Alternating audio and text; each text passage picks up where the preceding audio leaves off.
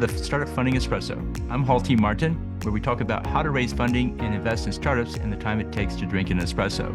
If you have a question about startup funding or investing, please go to the website, startupfundingespresso.com, and type in your question into the chat bot in the lower right corner to receive an answer.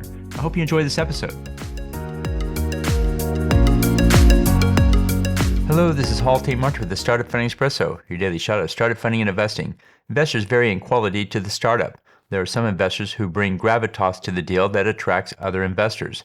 Other investors are good, solid players in the market and can add value to the startup.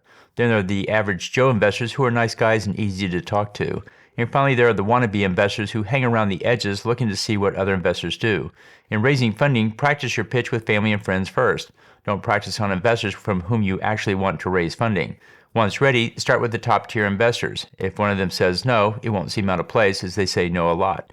Having engaged them in the fundraising process will help as it shows other investors you are a valid startup to consider. Continue to work your way through the list of investors from the good solid ones to the average Joes and finally the wannabes. Plan your fundraise to start with the ones who can add the most value to your startup and work your way down the list. Thank you for joining us for the Startup Funding Espresso, where we help startups and investors connect for funding. Let's go start us into today.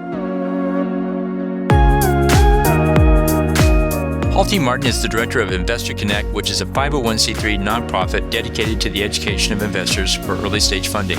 All opinions expressed by Hall and podcast guests are solely their own opinions and do not reflect the opinion of Investor Connect. This podcast is for informational purposes only and should not be relied upon as a basis for investment decisions.